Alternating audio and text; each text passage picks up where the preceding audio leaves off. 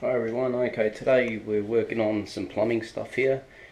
I don't have everything I need, but I'm very close to having everything I need. Had major dramas during the week, had to take back a whole lot of stuff to Bunnings because I was given the wrong information and bought 200 and what was it, about $280 worth of plumbing fittings. But with my trade, yeah, that was that was a fairly decent price because the retail was around about 350. Um, but nothing worked. Nothing was going to suit my existing plumbing work.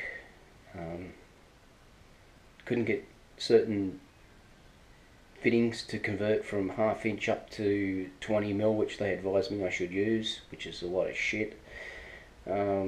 So basically, $280 odd worth went back, and I went to Reese Plumbing, and Reese were incredible. I should have went there first, but I've got my account at Bunnings, not at Reese, because Reese is for plumbers, and I'm a bricklayer, so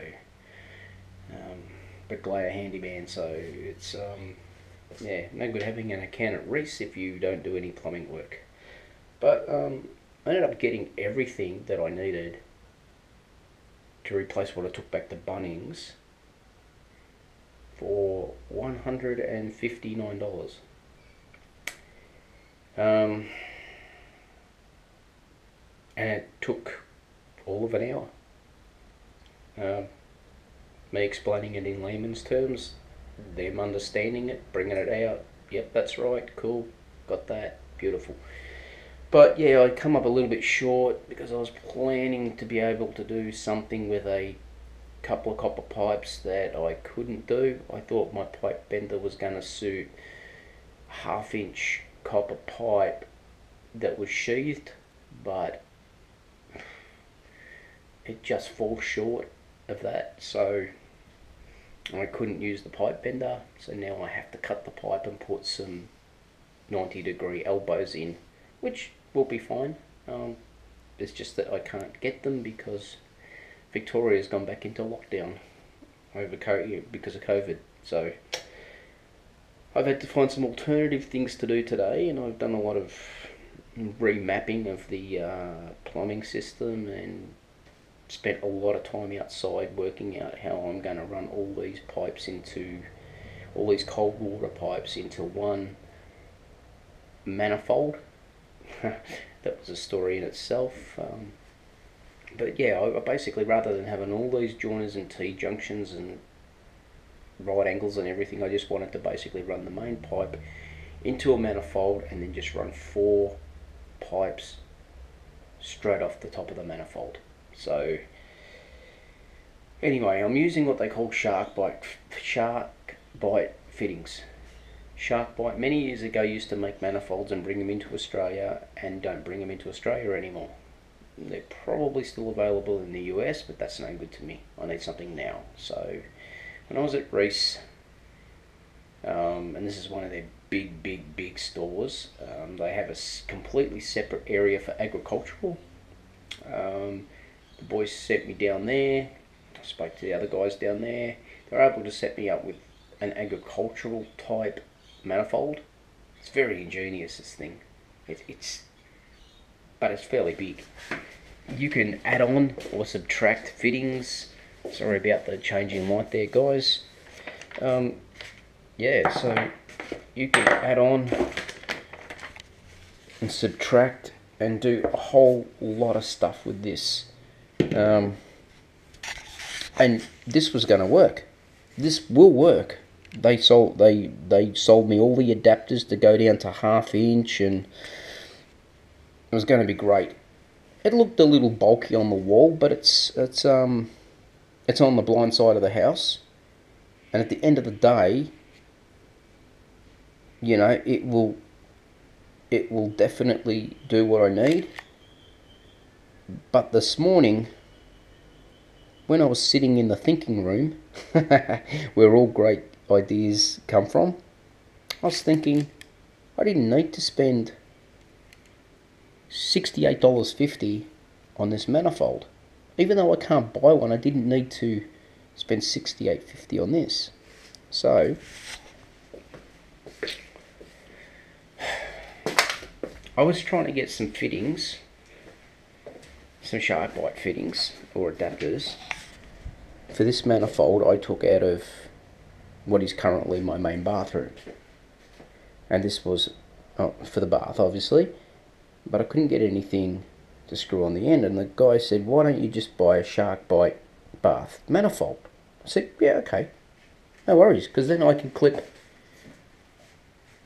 SharkBite straight in there. I don't need no adapters, no stuffing around, and the job's done. So I bought one, and then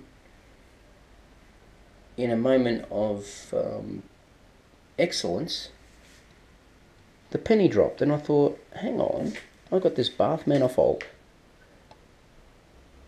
This has got exactly the amount of outlets on it that I need, plus, well, it had the amount I needed, but the way I've currently got the pipework set up for the cold water, I need off this end here to run a T-piece, which is currently plumbed into the current copper pipe. So that T-piece will take care of two items. So all I need for this is one block off for this top one, which would have taken one of the tap handles. Just need to block that off. And with this one here, I need a male adapter. So I need to go from, I believe that's the big part's 5/8 into 1/2 inch. And I've got a copper manifold. The pieces I need should cost me no more than $10. So this is going to work absolutely perfect for what I need. Cleaned up all the pipe this morning. This wasn't cut too well. Because this one's not a tapered end like this, and it's actually a square end because it's meant to take the tap spout, I cleaned up the inside of the pipe with a deburring tool. I also put this on my linisher because whoever installed this 40 years ago ended up shortening this thread and cut it on an angle, and I needed to use a plastic olive in there. So the plastic olive wasn't seating correctly. So I've got all that straight now, deburred, and it's all ready to go. And it is going to save me a lot of messing around with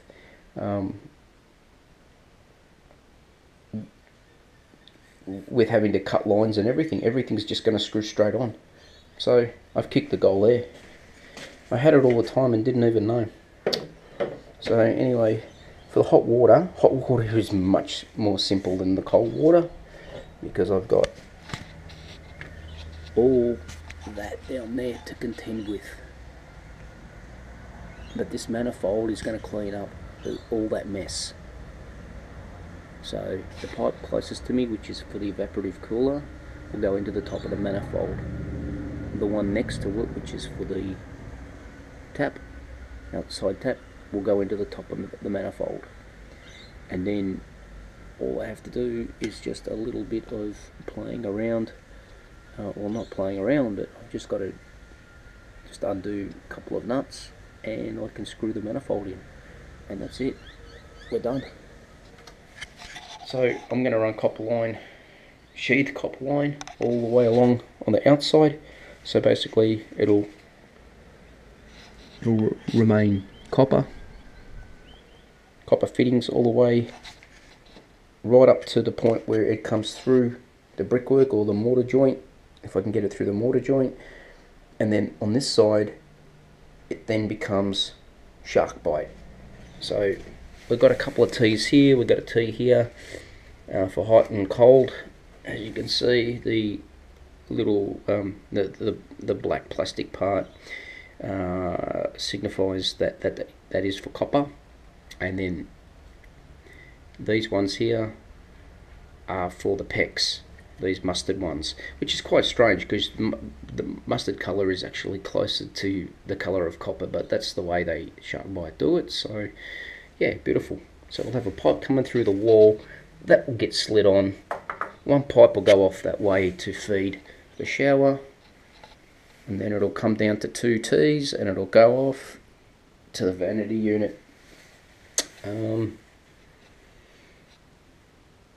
Started to dig the trench. I need to go a lot deeper, not for the hot water, it's deep enough for the hot water, but for the wastewater PVC pipe I need to go a lot deeper. As you can see, I need to really drop that down. I probably need to go as deep as I've already gone. It will get shallower as it gets to this end, and then eventually it will just narrow right out, because then it'll screw on to the bottom of the bath. I don't know if you can see that, I can't, but it'll screw on there. So the trench actually gets cut on an angle and just gets deeper as you make your way to the wall to allow for the flow. But we're halfway there. It was a horrible job. Me and Paul did it together. Had all the doors closed. It was a complete whiteout in here. We were using water to try and suppress the dust. It was just a mess. I was standing at the edge of the vanity unit there with a big fan trying to blow all the concrete dust out the window, and he was down here with the angle grinder, and that's a meter, and I couldn't see him. I couldn't see him.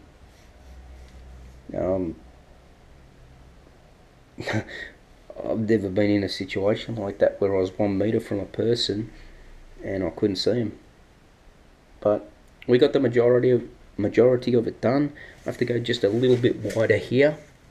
My original line that I put here was actually right, and I don't know, I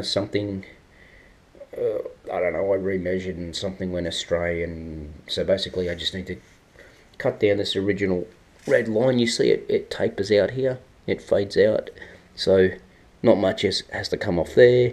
I just need to widen it this way a little bit for the PVC. Probably, I don't know, this side could have been maybe a little narrower, and this is needed to come off this side, but it doesn't matter. I've got extra room now to run the SharkBite PEX pipe, so yeah, it's all good. I'm liking it. What else have we got done? Oh, we got the SharkBite shower manifold as well. So piece of PEX pipe in. I even have an existing hole here from electrical cable. So the pipe will go straight up through there, come out, shower rose will come off that, push in, beautiful, no problem there. So we're getting there slowly. We've got a couple of 90s, as you can see. Obviously the PEX pipe will come through the wall studs here, and then I'll just bend it. But then here I could probably get away with it. It might be flexible enough to bend it where I don't need to put a 90 in it. So later today I'm going to run the pipe out and see how we go, and I might actually be able to return these. However, on this corner, this gets really difficult here, because it's sort of like a braced corner. I've got to cut this and have a look inside here. I'm pretty sure that's all hollow in there. But what I'll need to do is slot this out. I've actually sort of drawn something here. Sort of slot this out here. Make my connection and cut this, of course. Pull this up out of the way. Make my connections with using the 90s, so it's nice and square. And then push those into this what is literally a cavity, and then I can then glue. Oh no, I can't glue them back in, because that's where the pipe's going to run. So yeah, but I can actually put this piece of galvanized tin back, just bend it back down, and then run a couple of screws in there to hold it in place, so it's sort of like a retainer. yeah, so I'm learning as I'm going.